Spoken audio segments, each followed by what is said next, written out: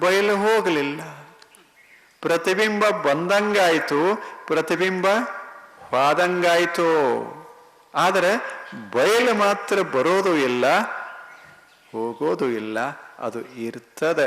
ಹಂಗ ಆತ್ಮ ಅನ್ನೋದು ಬಯಲಿದ್ದಂಗೆ, ಅದು ಬಯಲು. ಅದು ಮನಸ್ಸು ಬಂತು ಅಂದ್ರೆ, ದೇಹ ಬಂತು ಅಂದ್ರೆ, ದೇಹದಲ್ಲಿ ಮನಸ್ಸಿನ ನೀರು ತುಂಬಿತು ಅಂದ್ರೆ ಆ ಮನಸ್ಸಿನಲ್ಲಿ ಆ ಬಯಲು ಮೂಡ್ತದೆ, ಆತ್ಮ ಮೂಡ್ತದೆ. ಅದು ಇದ್ದಂಗಾಗ್ತದೆ, ಹೋದಂಗಾಗ್ತದೆ. ಮನಸ್ಸು ಹೋಯ್ತು ಅಂದ್ರೆ ಬಯಲು ಹೋದಂಗಾಗ್ತದೆ, ಮನಸ್ಸು ಬಂತು ಅಂದ್ರೆ ಹುಟ್ಟದಂಗಾಗ್ತದೆ. ಆದರೆ ಬಯಲು ಮಾತ್ರ ಬಯಲೇ, ಅದರ ಪ್ರತಿಬಿಂಬ ಬಂದಂಗಾಗ್ತದೆ, ಹೋದಂಗಾಗ್ತದೆ ಅಷ್ಟೆ. ಹಂಗೆ ಆತ್ಮವಸ್ತು ಬಂದಂಗಾಗ್ತದೆ, ಹೋದಂಗಾಗ್ತದೆ. ಅದು ಬರೋದು ಇಲ್ಲ, ಹೋಗೋದು ಇಲ್ಲ.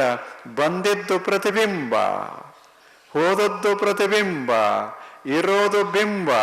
ಅದು ಹಾಗೆ ಇರ್ತದೆ. ಅದೇ ಆತ್ಮವಸ್ತು.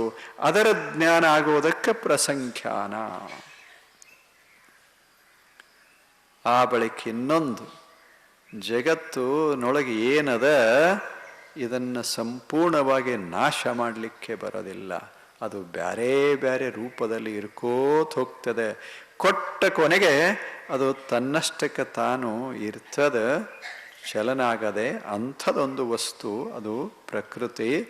ಅದು ಅಲ್ಲ, ಆ ಪ್ರಕೃತಿ, ಈ ಪುರುಷ ಅಥವಾ ಆತ್ಮ, ಮಧ್ಯದಲ್ಲಿ ಮಹಾನ್ ಜಗತ್ತು.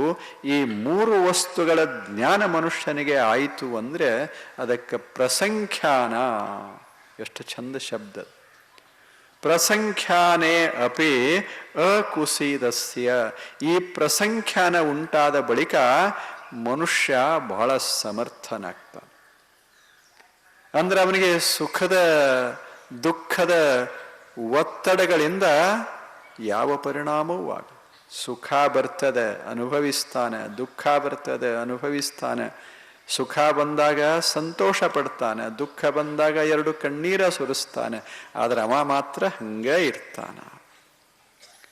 ಪ್ರಸಂಖ್ಯಾನೆ. ಈ ಪ್ರಸಂಖ್ಯಾನ ಬಂತು ಅಂದ್ರೆ ಅವನಲ್ಲಿ ಒಂದು ಬಗೆಯ ಮಾನಸಿಕ ಸಾಮರ್ಥ್ಯ ಬರ್ತದೆ. ಅದಕ್ಕೆ ಸಿದ್ಧಿ ಅಂತ ಕರೀತಾರೆ. ಎಲ್ಲವನ್ನ ಮಿಕ್ಕಿ ನೋಡೋದು, ಎಲ್ಲವನ್ನ ಮೀರಿ ನೋಡೋದು. ಯಾವ ಪ್ರಸಂಗದಲ್ಲಿ ಜಗತ್ತು ಬದಲಾಗ್ತದೆ ಆ ಪ್ರಸಂಗದಲ್ಲಿ ಬದಲಾಗದೇ ಇರ್ತದೆ. ಅದು ಪ್ರಸಂಖ್ಯಾನದ ಪರಿಣಾಮ. ಅದು ಬಹಳ ದೊಡ್ಡ.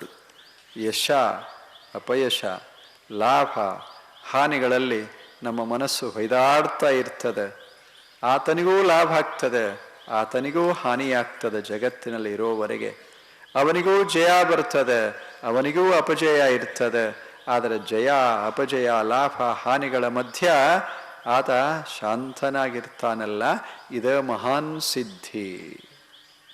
ನಾವು ಹೊಯ್ದಾಡ್ತೇವೆ, ಆತ ಹೊಯ್ದಾಡೋದೇ ಇಲ್ಲ. ಇದೇ ಮಹಾನ್ ಸಿದ್ಧಿ. ಈಗ ಹೇಳ್ತಾನೆ ಪ್ರಸಂಖ್ಯಾನೇ ಅಪಿ. ಈ ಸಿದ್ಧಿಯಲ್ಲೂ ಕೂಡ ಅಕುಸಿದಸ್ಯ, ಆಸಕ್ತಿ ಇಲ್ಲದಾತು ಅಂದರೆ, ಇದರ ಬಗ್ಗೆನೂ ಅವನ ಲಕ್ಷ್ಯ ಇಲ್ಲದೆ ಇದ್ರೆ ಅವ ಪರಿಪೂರ್ಣ ವಿವೇಕಿಯಾದ. ವಿವೇಕಖ್ಯಾತೆ, ಅವಾಗ ಪರಿಪೂರ್ಣ ವಿವೇಕಿಯಾದ. ಅಂಥ ಪರಮ ವಿವೇಕಿಯೇ ಯೋಗಿ. ಆತನ ಸ್ಥಿತಿಯೇ ಧರ್ಮ ಮೇಘ ಸಮಾಧಿ. ಅದು ಧರ್ಮ ಮೇಘ ಸಮಾಧಿ. ಎಷ್ಟು ಅತ್ಯದ್ಭುತ! ಧರ್ಮ ಮೇಘ ಸಮಾಧಿ. ಅವನಿಗೆ ನಾವು ಜೀವನ್ ಮುಕ್ತ ಅಂತ ಕರೀತೇವೆ. ಅವ ಮುಕ್ತನಾದ, ಅದಾನ, ಜೀವಂತದಾನ, ಎಲ್ಲ ಮಾಡ್ತಾನ, ಆದರೆ ಮುಕ್ತನಾಗಿದಾನ. ಎಲ್ಲ ಮಾಡಿದರೂ ಮುಕ್ತನಾಗಿದಾನ. ಈಗದಲ್ಲ, ಬೆಳಕ ಎಲ್ಲದರ ಮೇಲೂ ಬೀಳ್ತದ. ಹೊಲಸಿನ ಮೇಲೆ ಬೆಳಕು ಬೀಳೋದಿಲ್ಲ. ಸ್ವಚ್ಛ ವಸ್ತುವಿನ ಮೇಲೂ ಬೆಳಕು ಬೀಳ್ತದೆ. ಸುಂದರ ಇದ್ದವ್ರ ಮೇಲೂ ಬೆಳಕು ಬೀಳ್ತದೆ. ಕುರೂಪಿದ್ದವ್ರ ಮೇಲೂ ಬೆಳಕು ಬೀಳ್ತದೆ. ಆದ್ರೆ ಬೆಳಕು ಕುರೂಪಲ್ಲ, ಬೆಳಕು ಸ್ವರೂಪ. ಯಾರ ಮುಖ ಅಷ್ಟು ಚಂದಿಲ್ಲ ಅವರು ನೊಂದ್ಕೋತಾರೆ. ದುಃಖಿಯಾಗ್ತಾರೆ. ಬೆಳಕೇನದ ಅವನ ಮೇಲೆ ಬಿದ್ದದೆ, ಅದನ್ನೇ ತೋರಿಸ್ತದೆ. ಅದಕ್ಕೆ ಮಾತ್ರ ಏನಿಲ್ಲ ಭಾವನೆಗಳು.